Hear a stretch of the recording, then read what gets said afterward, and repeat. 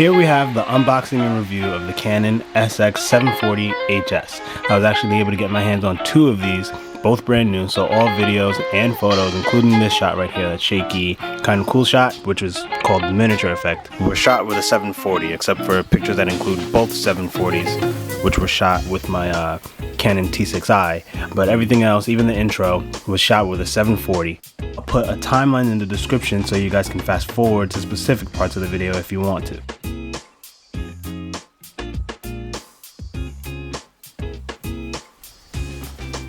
So the camera has 20 megapixels, which is really good if you're printing really large photos. 40 times zoom, which I'll demonstrate later in the end of the video. It's pretty impressive. 4K video, a 3-inch tilt screen. It's not touchscreen though. Built-in Wi-Fi to transfer videos and photos, as well as remote shooting for your videos and your photos. Bluetooth, but it does not have a hot shoe or a spot for a microphone or a light. Now you can get a cold shoe extension bracket that screws into the bottom of the camera, allowing you to add a light. However, the camera has no audio input, so you won't be able to use this technique to add a microphone. Speaking of microphones, this voiceover was also done with the 740, so this is also a test of the audio.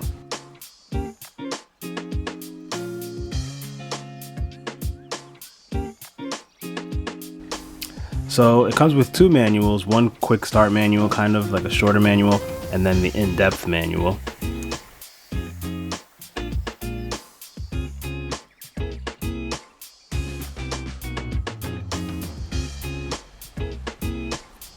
You got the Canon charger, which is a two-piece charger. It comes with the actual charger itself and then the cable to plug into the wall. Not my personal preference. I prefer the ones where the prongs are built into the actual charger and you just gotta flip it out. But this one's not bad either, I guess. It'll do. You don't have to worry about anything, but there are third-party chargers that you can get. Batteries. This is the battery, Canon NB13L. I also got two batteries from Wasabi. It was Wasabi? No, that's not right at all. What's the brand? Oh, it is Wasabi. So I got two batteries from Wasabi, but one day the Wasabi I was using just stopped working out of nowhere. It wouldn't power on the camera. So I would recommend getting a Canon backup battery to save yourself the trouble. This is just a Canon wrist strap. It says Canon really small. Can't really see it. And it's pretty difficult to get onto the camera, but once you get on there, it's well worth it.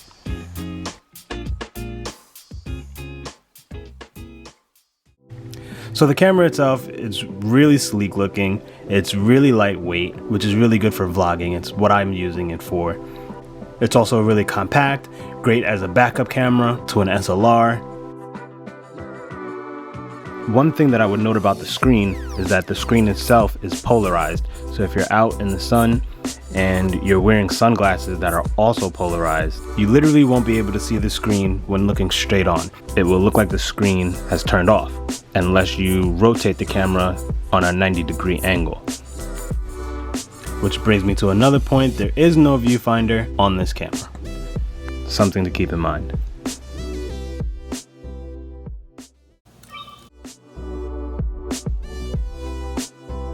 It'll ask you first to set the date and time. I'll skip that right now. We'll go through the menus. There's two menu viewing options. Both have the same settings, but one is the classic Canon menu as I know it, and the other is a brighter, more user-friendly version.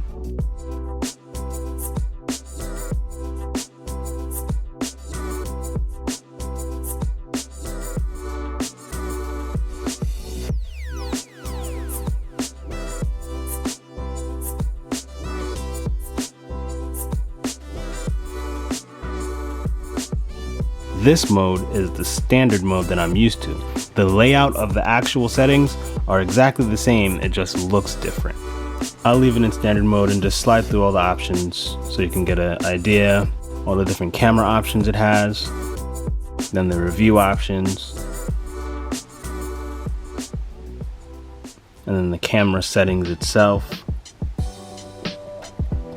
There is also an option where if you hover over a setting, it will give you a short description of what each setting does. you can turn that feature on or off, which is the same with most Canon cameras.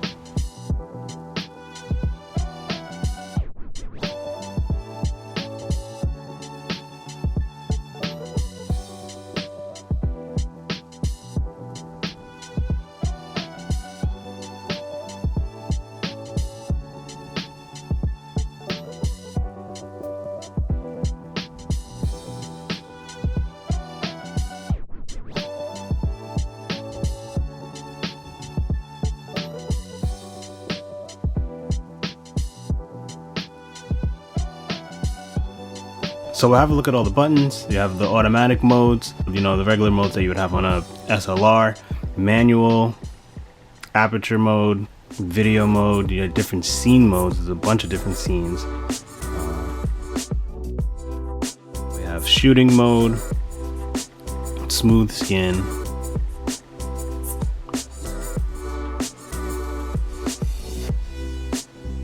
fisheye. I always think of skateboarders when I see fisheye lens effects on cameras.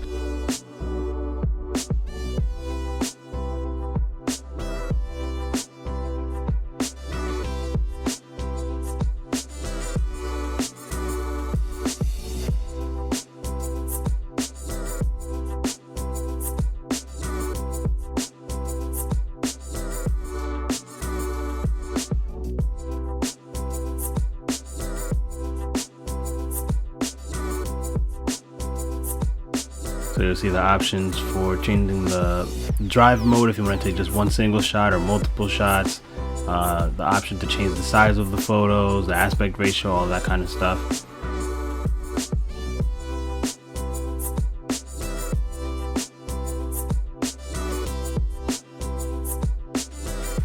You also have a portrait mode, which will automatically blur the background for you.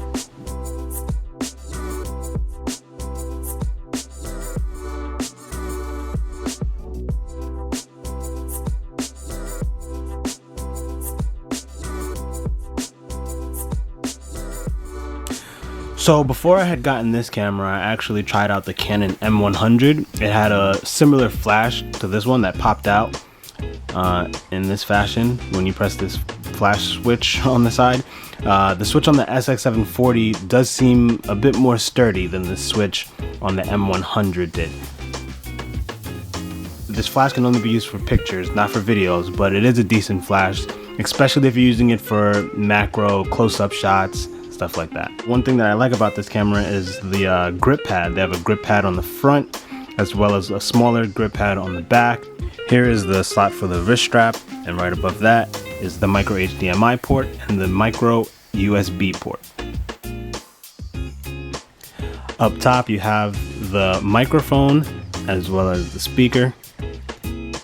And on the bottom of the camera you have the 1/4 inch screw where you can put a tripod or the adapter I was talking about, also the battery and the memory card slot. The LCD screen flips 180 degrees upwards. It feels really smooth and sturdy. Now this light on the front of the camera, most cameras have it, it's the infrared light. Well actually it's green, so is it still infrared? Is it infrared green? I don't know, is that a thing? But it's the infrared light that helps you shoot pictures at nighttime or in low light settings.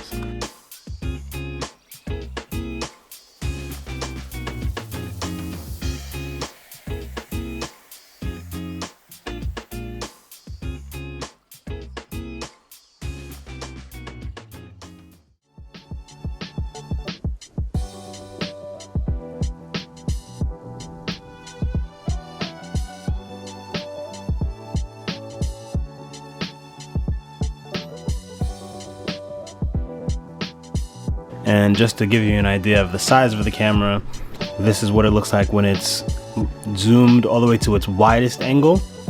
And this is what it looks like when you're using all of your zoom.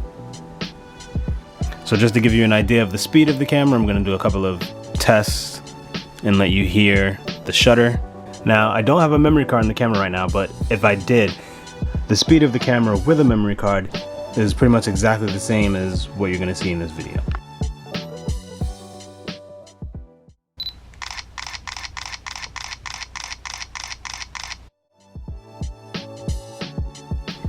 And just mind you, this video isn't sponsored at all. This is just my personal opinion.